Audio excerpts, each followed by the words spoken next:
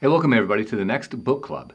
And I was actually reading these two books over Christmas, Christmas 2024, and I was like, man, this would be a great, my last book club was like this 30, almost 30 episode thing of four textbooks.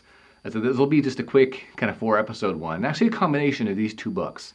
So the first one is Jack Gregg's The Cosmos Economy, really looking at the industrialization of space. Now, this book will kind of cover what's space right now, and then looking a little bit into the sort of the near future. And then Interstellar travel. Well, this one is focused on like, hey, what will we actually need to go do to fly to the next solar system?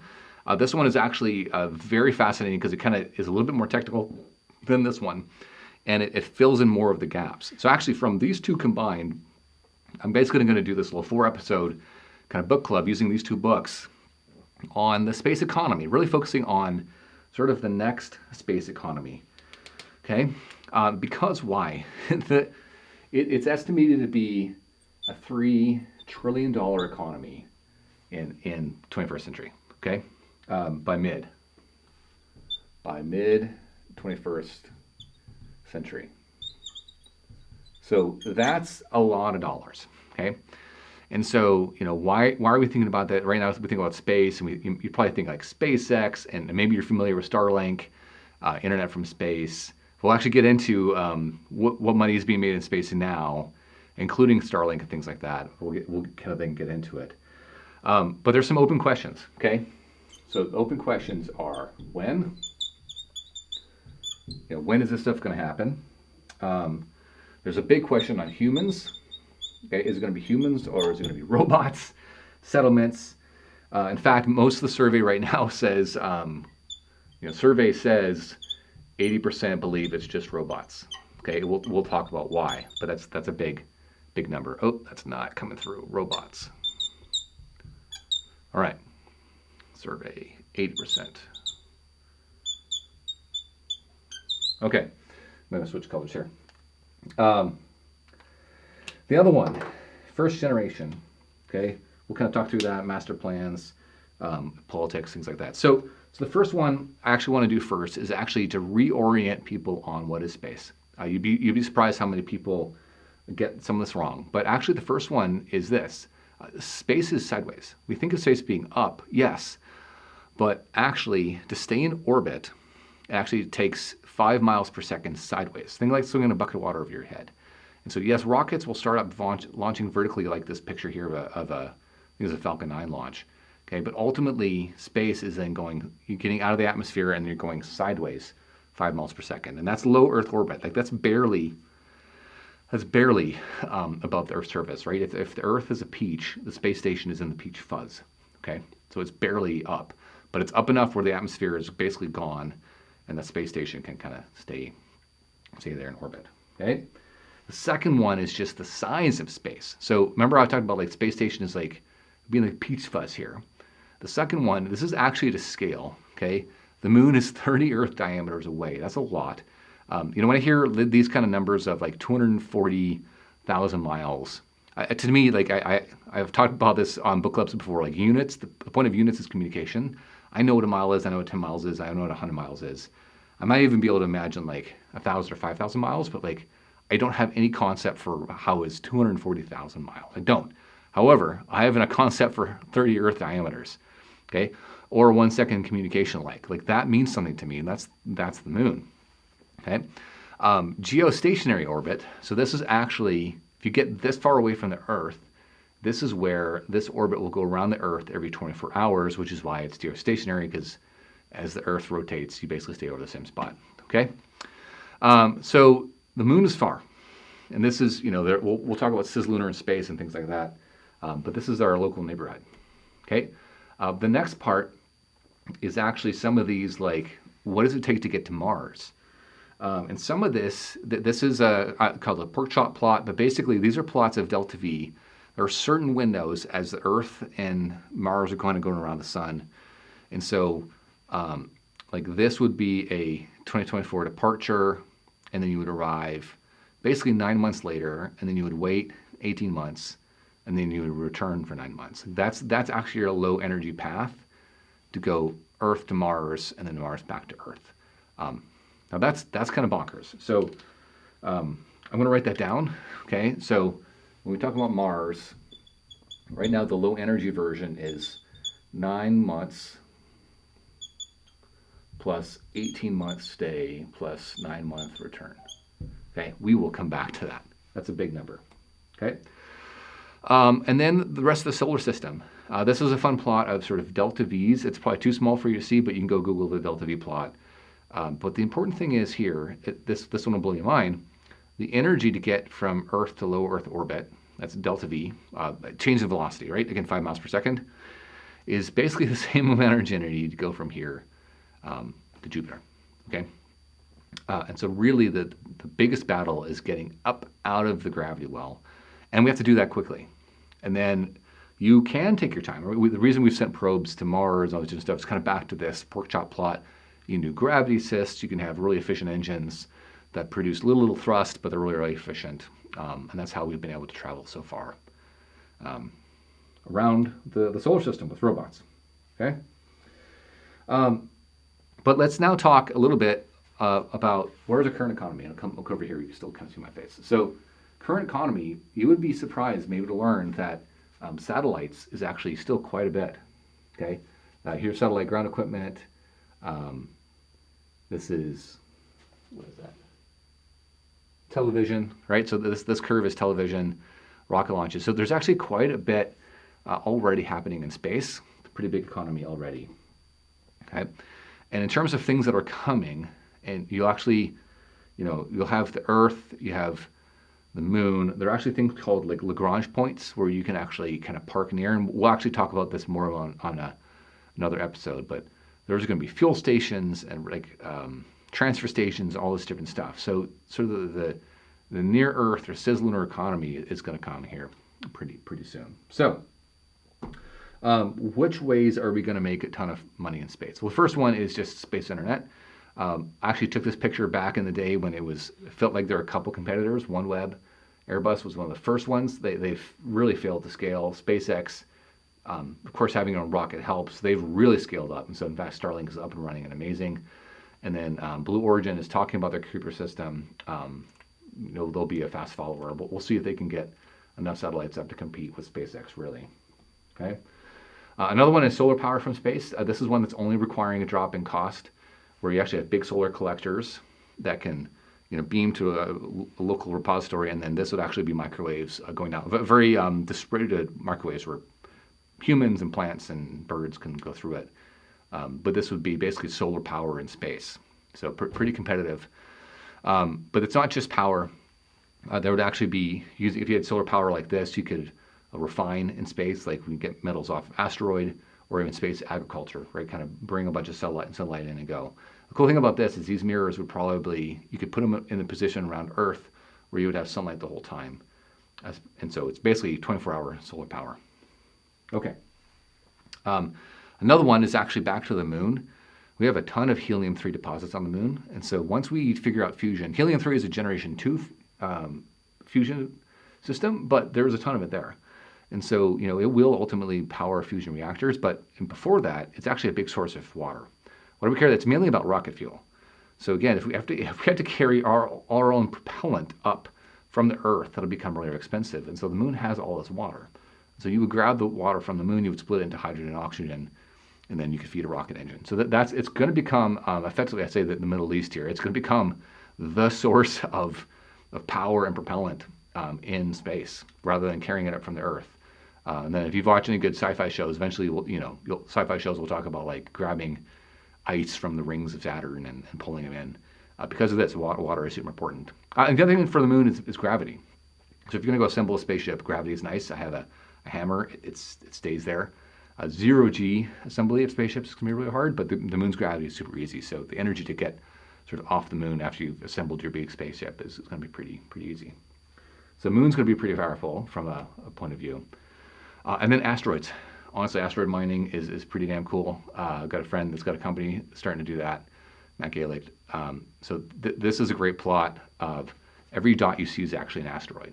So we talked about the belt. I mean, here's Earth, and there are near-Earth asteroids, but like literally each one of these dots is the belt. And so there's tons of materials in space, for us to go get. The biggest material is platinum, and that has the biggest resale value down here on the Earth, but there'll be nickels and irons and all that stuff. So all that we'll need to sort of form construction, and doing it without having to pull things out of the Earth. So there's a lot to be made here with Asteroid Mining. I already kind of mentioned platinum, but also the water and things like that. Astro Forge is Matt's company. This picture is a cool picture from DSI that's defunct, but it's just worth understanding. You know, when we talk about $3 trillion by the middle of the century, like these are the things we're talking about. Okay. And so, you know, we've kind of talked about some of these first generation of things. Okay. That's been all these different pictures. The other one that you're actually showing up now is Pharmaceuticals. So Varda is a company that's already launched and done some pharmaceutical stuff in space. But all of these commercial space stations, whether it's Blue Origin or Axiom or VAST, really their use case is all about pharmaceuticals in the beginning. There's pharmaceuticals that you can grow in the zero gravity of space that you just can't grow here on Earth. Okay, so those are all really the first generation things that are going to make a ton of money on, right? And what's important there is if you go back to sort of the founding of the New World, whether you look at North America or South America, it always took a cash crop. Okay, in Virginia, it was the growing of tobacco that they sold back to the old world. In the South, it was gold, right? The Spanish were chasing gold. Actually, in Canada, it was like fur trade and the Hudson Bay Company. So there's always, you know, these sort of anchor crops, right, that have to happen first. Okay. There are other open questions, whether it's going to be a master plan or organic. Okay. That's brought up in the book. And then there's also a question of like politics, right? Is it going to be nation run? Once there's enough Martians, like what are they going to do? I've even heard Elon Musk talking a little bit about it. Okay, so in the analogies, though, when we actually go back to the frontier analogy, and we talk about that sort of, hey, North America, how was it colonized? There's a couple things that the book will highlight and say in the old frontier, it was cheap labor. Okay, you didn't have to pay them very much. A lot of times these people were trying to just find a better life. So cheap labor was one thing. The second was that it was low tech. I'm actually going to argue differently on that one here in a second, but I'll go ahead and complete the statement from the book. Third one is that family was the business unit. Okay, so this was by family, like a homestead or trappers, right? And on the fourth one, this was all about kind of national resources. Okay. So gold for Spain or tobacco for the New World. It was big stuff. And in new space, if we talk about the new frontier, right? The argument here is there's going to be no cheap labor. I'll put in brackets, no cheap human labor. Right? We'll get into what it takes to keep humans alive. It's going to be hard. Hence back to the survey says 80% people believe this will be robots. Okay. The next one is that we say this is high tech. Again, I have an issue with this. I'll talk about that in a second. As it's different than it was in the past. I'll talk about that. Third one here is it's not the family as a business unit. This is actually going to be corporate. That's what you're seeing now. Right? SpaceX is the one leading the way. And I actually can disagree a little bit with this here because actually if you go back to like Hudson Bay Company and things like that, it was corporate. Okay. And then the fourth one, national resources. Yeah, absolutely. So if you're going to have a market, right, that you eventually can have a self-sustaining economy on Mars or on the moon, things like that. But at first what you're doing is you're going into the frontier to get something that's valuable to bring back to civilization and sell. Okay, so first things I have sort of against this, if you actually go back to the 14th century, and I'll do this sort of up here, what first things that have to happen, actually let me go back to this, I'll start here first, issues. The first one is launch cost, and that's what this plot is.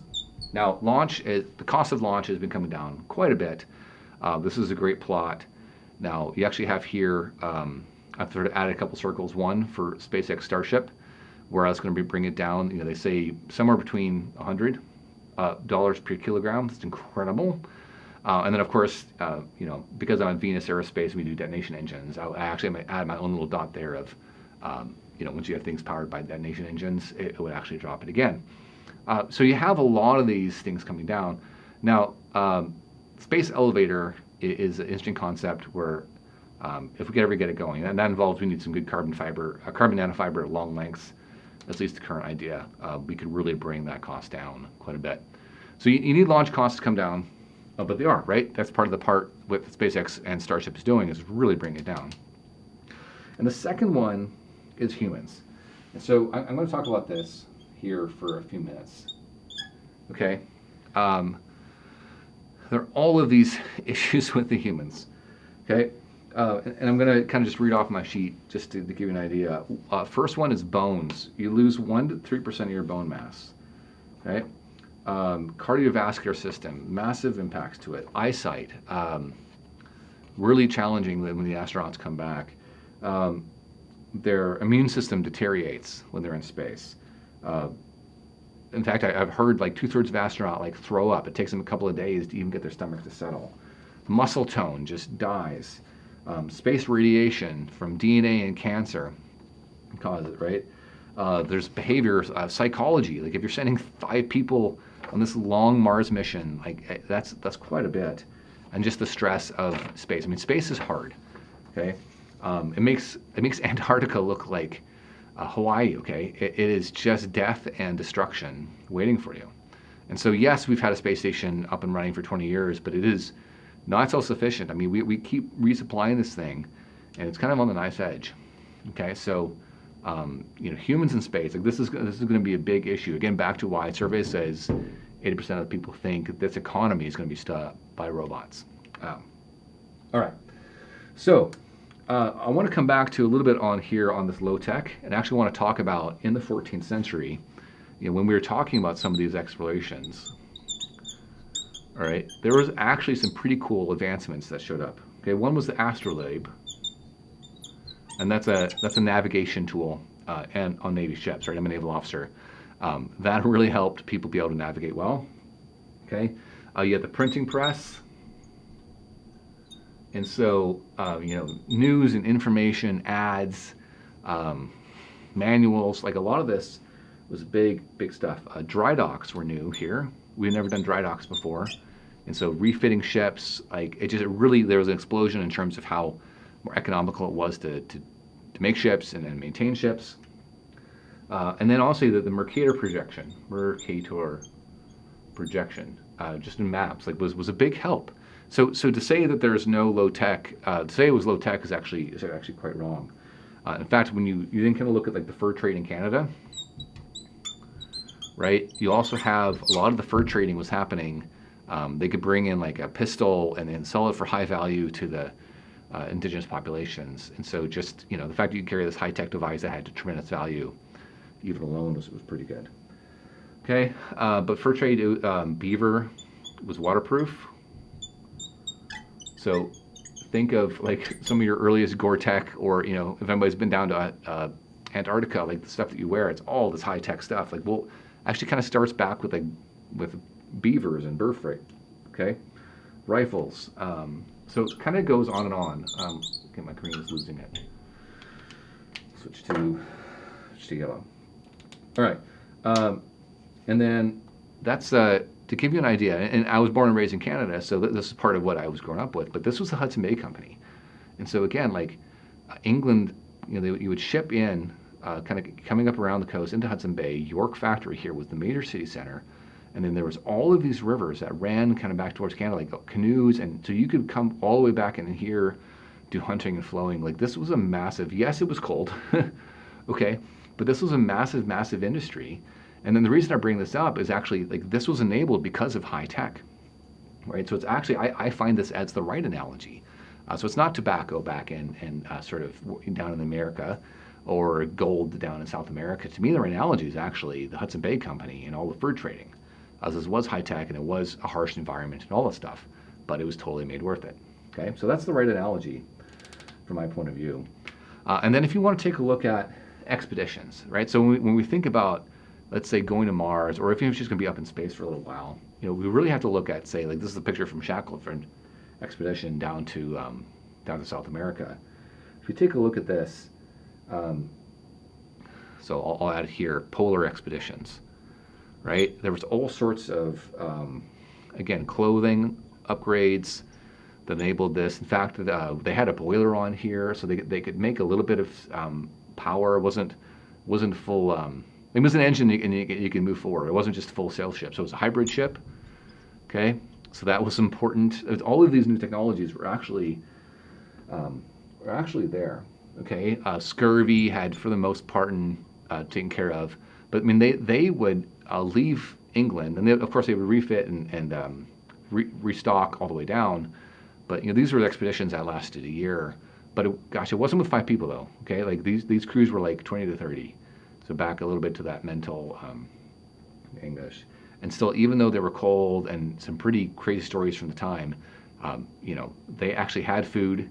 You could find seals. You drink, you could drink some of the water if you boiled it. Like they had means to kind of live off the land partially, not totally, but partially. Okay, this is not going to be true when you go to Mars and the Moon. All right, and so some of these things you do have to recognize, especially the Shackleton stuff. A lot of the motivation here was actually national pride, which is interesting. And one of the things that's kind of sad about this is when you Shackleton died on this last adventure. This was the 1900s.